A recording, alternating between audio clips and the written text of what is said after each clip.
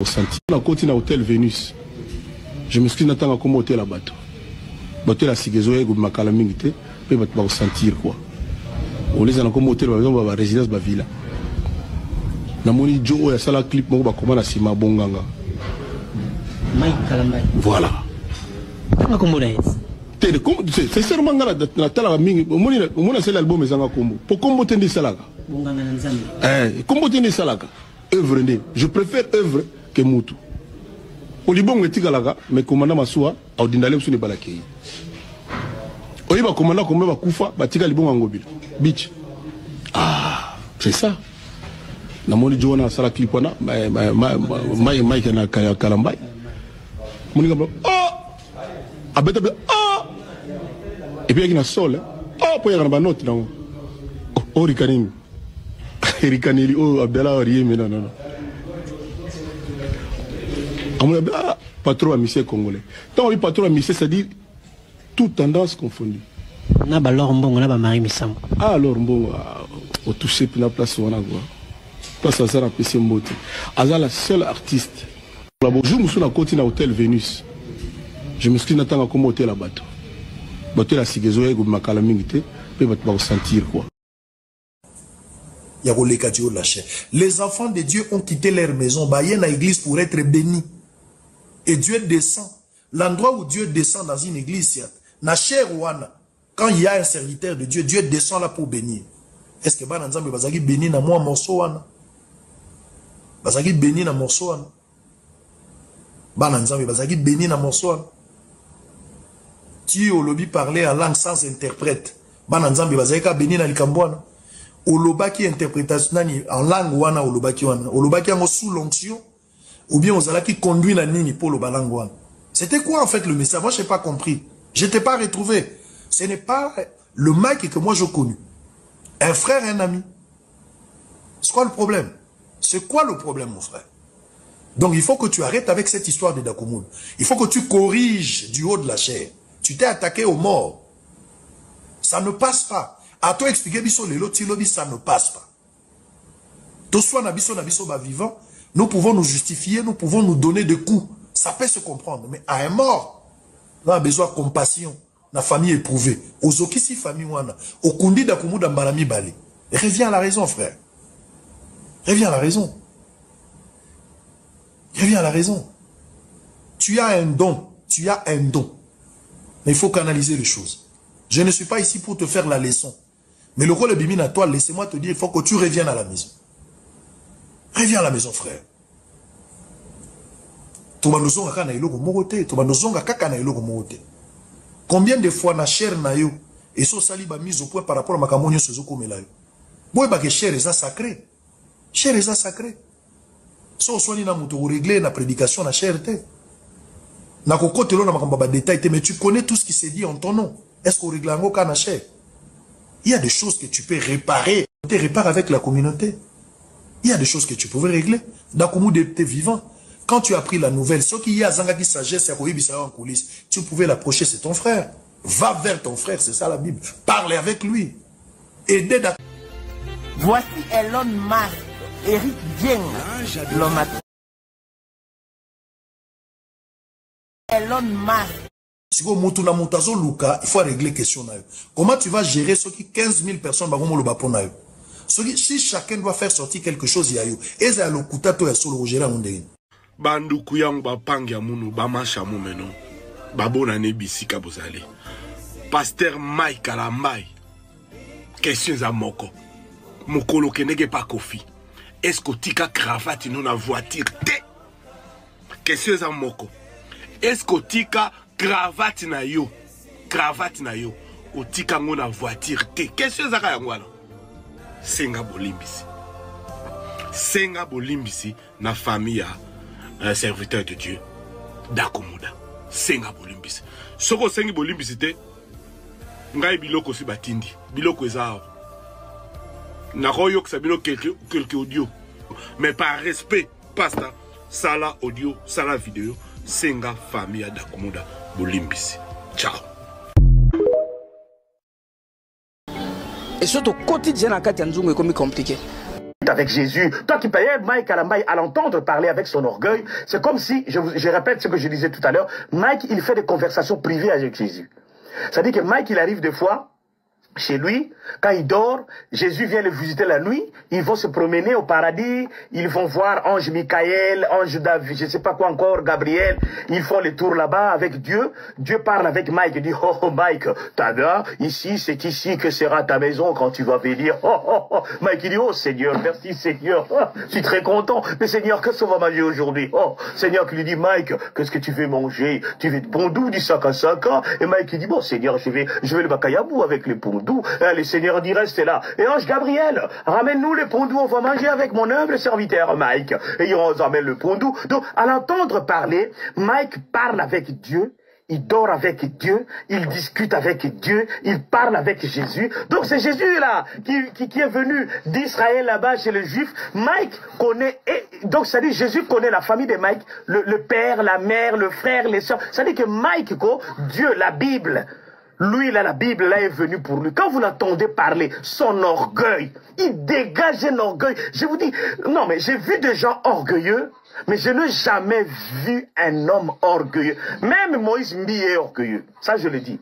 Mais l'orgueil de Moïse Mbi est de temps en temps, bon, c'est un peu modéré. Oui, il est aussi orgueilleux, hein, bon. Mais parce que c'est les deux là. Mais aujourd'hui, c'est pas lui, hein. On laisse Mbi tranquille. Mais lui qui me regarde là, comment il s'appelle, Mike Kalambaye, il est orgueilleux. Je vous assure, soyez boyokinga leona bimi ou na colère ko. C'est parce qu'il a observé na niveau moko. Je ne me vante pas, je suis journaliste. Mais il dit que observer l'expression faciale. Quelqu'un qui est en but d'orgueil. So moni même nenga zo bina, nenga lati, nenga zo loba, nenga zo teya. Tu sens que c'est le nenga ba chrétien c'est le diable incarné. En fait, Mike Kalambaye, il est saint, il n'a jamais fauté. Mike Kalambaye a l'erreur mogote na vinaye. Mike Kalambaye a raison. Il est plutôt incompris. C'est les gens qui n'ont jamais compris Mike Kalambaye. Hein. Mike Kalambaye, il est toujours honnête. Il est sérieux. Il est sincère. Vous avez vu même cette histoire avec notre sœur qui est aujourd'hui mariée. J'ai beaucoup de respect pour elle. Donnez-moi son nom. La sœur qui habite en Australie, là. Donnez-moi son nom. Vous êtes nombreux, vous pouvez me donner son nom. La sœur qui habite en Australie, là. Oh, Maraba Vaseline. Zawadi. Nous avons tous vu les images. Nous avons vu comment est-ce que Mike Allah lui a ronflé. Est-ce que vous savez qu'aujourd'hui, Mike a réussi à convaincre les gens que c'était pas vrai, que c'était des images montées. Mike a réussi à convaincre les gens que Zawadi, c'était Lucifer qu'il avait utilisé. Donc Zawadi est venu pour faire... Donc Zawadi est venu pour faire tomber tout simplement la servante de Dieu. Et quand les serviteurs de Dieu, et quand vous allez voir le live de Zawadi, qu'est-ce qui se passe? Quand les gens montent, live Zawadi, les gens ne font qu'insulter Zawadi. Donc c'est-à-dire que Mike a réussi à monter les gens contre Zawadi, contre Peniel, contre tous ses détracteurs. C'est-à-dire à tel point que Mike, lui, il a raison. Aujourd'hui, Zawadi, sur la live, au monde va placer, Noki, Lucifer ya Zawadi, Oyaki ndeko bebi sa vie à Moussali dans Nzambe, Boko Souka Mabe, la pauvre. Parce qu'elle n'a personne pour la défendre. Parce qu'elle n'a personne pour l'écouter. Zawadi aujourd'hui, attends le bien, le babokondi maïete, parce que Zawadi nega Zawana, Pona Batu, Zawadi n'a yaki kokoi sa serviteur de Dieu. Nous avons tous vu les images. Nengeni Zawadi a vendu Mike à l'Alikuna Zako ronfla, Zako Balusa mis sur le col à l'Igoro de l'Infofonga Manamai. On a vu ça. Et personne n'a cru à ça. On a vu ça. C'est la même chose qu'avec Peniel. Peniel aujourd'hui, moi je ne suis pas là pour prendre sa défense ou quoi, mais aujourd'hui Peniel sait qu'elle est devenue. Cette femme, je ne vais pas l'insulter avec tout le respect, c'est une mère de famille. Peniel est presque devenue à moitié folle. Mais Peniel traverse des problèmes psychologiques, c'est grave, psychiatriques même. Mais c'est par rapport à ce qu'elle a vécu avec cet homme. Mais cet homme a réussi à vous convaincre que c'est Peniel qui était fautive. Ce que le Peniel a salaba vidéo même Yabutakala, c'est parce qu'elle était troublée, cette femme, elle était devenue folle. Et nous aussi, au lieu même de prendre la défense de nos sœurs, chaque fois qu'elles sont victimes, nous sommes le premier, surtout les Congolais. Et ce qui est étonnant, ce sont les femmes. Ce n'est pas les hommes, hein. C'est vous les femmes. Vous voulez qu'on vous protège. Vous voulez qu'on vous défende. Avec Jésus. Toi qui payais Mike Kalambay à l'entendre parler avec son orgueil, c'est comme si, je répète ce que je disais tout à l'heure, Mike, il fait des conversations privées avec Jésus.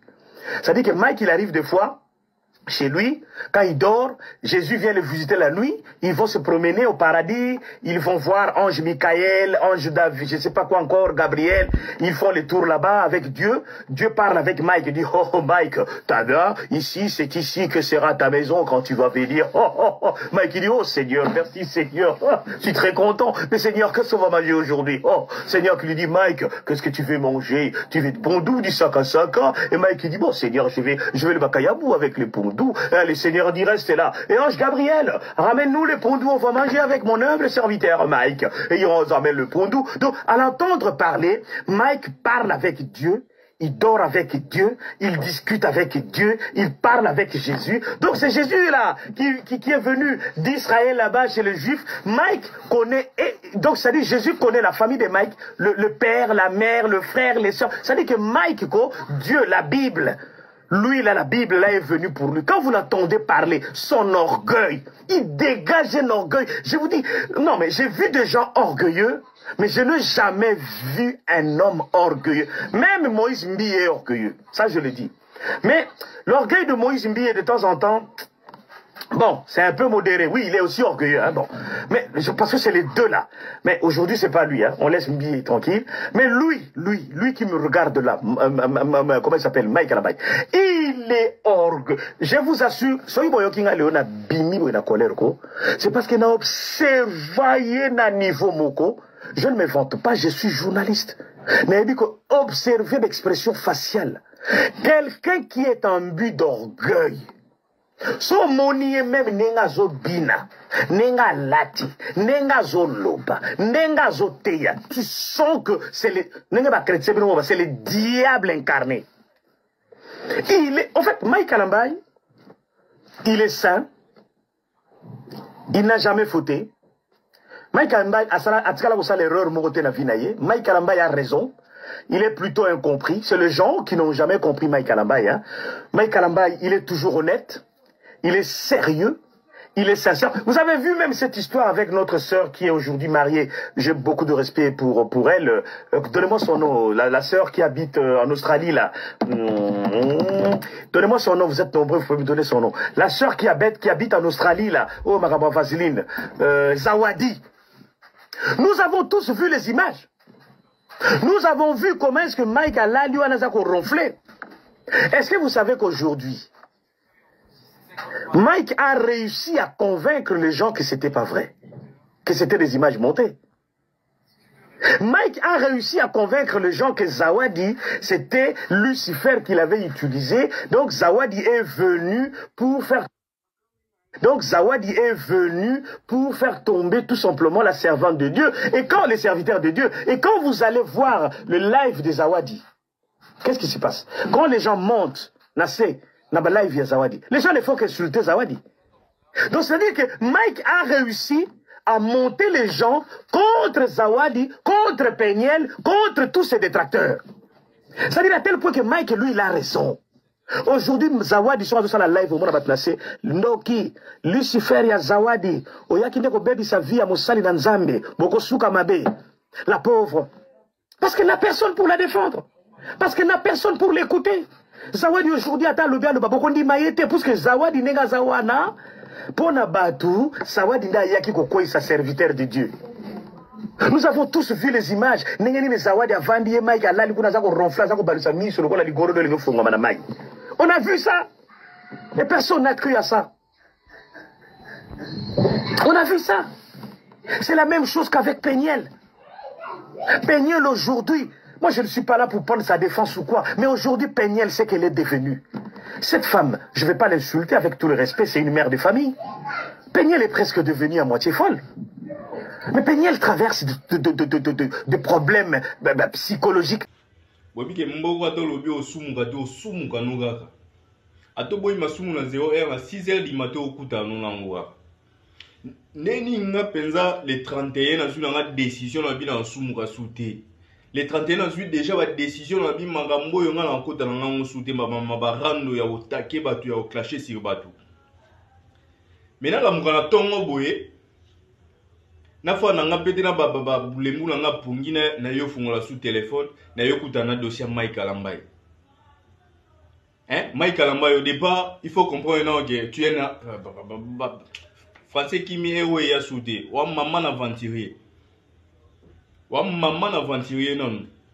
Pourquoi la bengu aventurier? Yo nini pasteur na komone na dakumunda zaki en vie dakumunda saliba émission tellement ebelé oya alobelaka sujet moko alobela point wana alobela likambo wana dakumunda andolo bango na onte po aclasher soit nani esengo émission ndingo lobi dakumunda no sala ngo peut-être pour esengo yani émission biso to ando comprendre que dakumunda no sala ngo pour a réveiller conscience ya nini ya ba chrétien ba comprendre qui est Mike Kalambai ba comprendre mambosa la en cachette au bango va éviter. C'était ça le but ya nini ya ba émission au dakumunda multiplier qui pour réveiller conscience na biso to comprendre non mambosa la en coucou biso ko te ponga dana comprendre que banda kala ya tongo do bandimi na yo église na yo ba comprendre non que yo wa mutanzambe to sa ila nzambete siko ozeliga liwa dakumunda po ya répondre dakumunda dakumunda zaki vivant a lobaki soki yo oyebi que nini bosola ne jamais na téléphone yaka na émission les gars na télévision démentir ba mamunyo so lobaki to tika la omona ote o les gars tam ko moko te na télévision pour démentir ba propos ya nani ya dakumunda bon lelo la yebi koute soki avant mata na podium soki be réveillon na so be nini yango so be nini ezwaki yo meli lo toko so be lungwila obani o clasher si nani dakumunda. Et puis aux autres tia oyebi muto aux autres témoin là Quadra Koura Kofi Olomide yo kasi Kofi à côté là à côté lelo à côté yo lobby kuna ayepe a panzio pena na télévision abi Mike Kalambai azalaki et c'est pas pour la première fois ezaka mambo da kunda de biso to ba témoin to ba congolais to yebi ke Kofi aloba déjà une fois émission que soki Mike Kalambai à côté lola ngapi na kota lola aloba mo déjà émission to yokati. Bon, les loyers le Madakumunda. Et puis, aux hommes maudits, na chair. Aux maudits, na chair, soit disant pasteur. Papa, wa pasteur de mututu ayebi yango. Wa pasteur de mututu ayebi. Olo baba tutu, basaka na yo na ba 2020, 2021. O sa la légion na zawadi. Na zawadi. Yo so yebite zawadi wana aza parmi nani benga ba wana.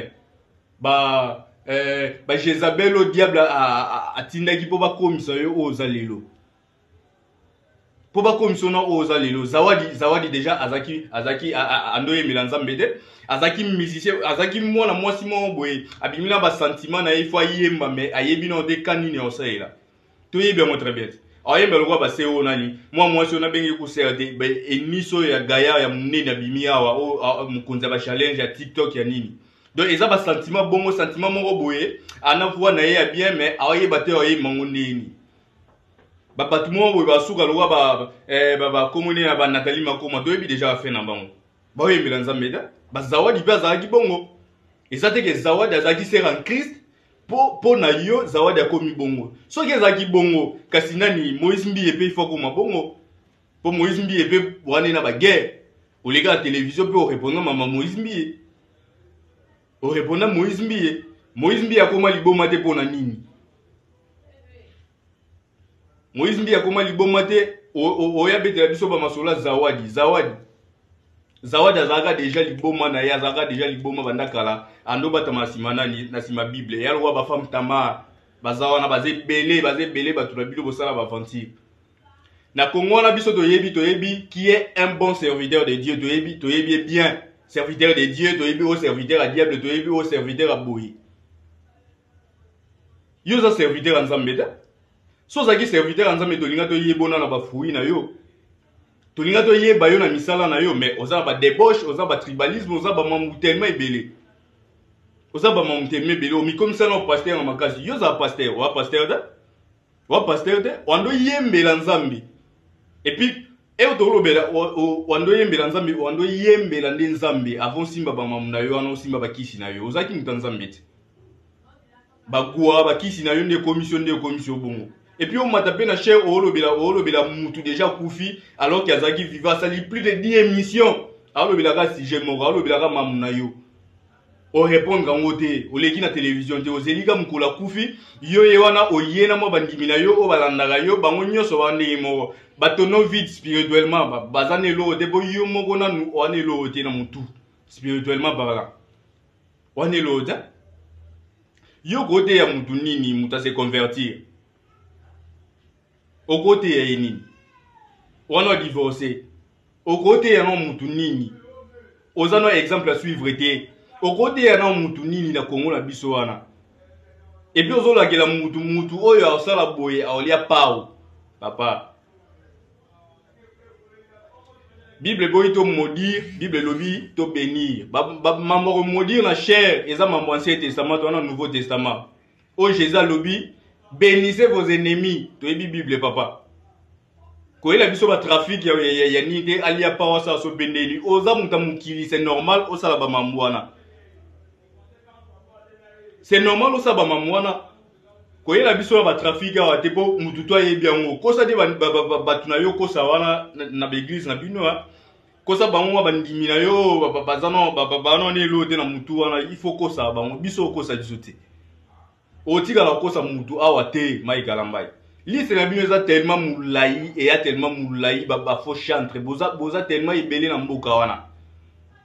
Boza tellement ebele na mboka na biso yo. Waka yo moko te. Quel pasteur? Oyebi no ote ya te ningo za bongo. Oyebi no ote ya te. O matana chef pour lobani. Il faut bandolo baka n'importe quoi, il faut clasher pour mukile ta la yo. Nani ota la yo Mike Alambai. A part bandimi na yo, moi bandimi o za na bango wana. Moi bandimi muke wana. Boss nzambe la ngaye. Tika osumu sabatu pardon to koti mbula sika père. Fanda na yo tika molimo da kumuda e fanda na ngo epemba na kimia to yebike azaki na kawana azasu na kawana te da kumuda bima deja na kawana et puis oya loba lelo na yebi voix da kumuda te to solana da kumuda te to kutana da kumuda te mai kalambai kai fo loba moya azaki vivant olobi nga yebi voix na yete na yebi so pende ni te ba témoin ba bimi tellement ebele bazawana ba o ba témoigner makambo ndenge ezalaki témoin oyo zuya na Kofi okanti Kofi a bomba yo Kofi a bomyo po oza mutu oza client na ye client loge na ye mais un jour Kofi na répétant Kofi a bima na télévision et puis mambo sala yo comprendre te on dimate ya mai kalambai botika osagana batu papa botika pena osagana batu botika osagana batu ebi ba sorte ba serviteur eza tellement ebele. Yana bat misu ba beta musique na bango po esa ba challenge na TikTok, esa ba challenge na Facebook, na réseaux sociaux et tout. Toyebi nani aza vrai chantre na mboka na biso toyebi très bien. Donc so tali boye o reprocher nelo morote. Bien que tout ça batu to ko juger bango te mais so tali be boye o reprocher nelo te po yemoko Christ alobaki to juger bango na ba fruit na bango to yeba bango na bizaleli na bango. Yo siko bizaleli na yo déjà za mabe. Ba fruit na yo za ya obola. Tolobani siko. Papa, tolobani ni opola déjà kala to yebi déjà. Mamba zawadi kudu olobate penyel to yebi ku destination penyel te. To yebi te so akenda ye wapi. Po mariage na yo na ona penyel to ya lobila ngono. Mariage na yo na penyel ezaki mariage intérêt. Moi la bato amemi aux États-Unis, au commis les États-Unis bokabwa na ye, komi ba mama divorce et tout, au commis na kindumba e papa o yoko na maboko na nya zawadi. Ti lelo vi na yo no etika libongo. Il faut bongisa na vi atika molimo na ni ya Christian pe malakimia. Molimo da kumunda il faut pe ma pena na kimia po asali fierté pena ya bana nzambe a se convertir à longwe na kamoko boya mulili aye na lumière. Yo ti lelo zana na mulili. Tika la kuna papa.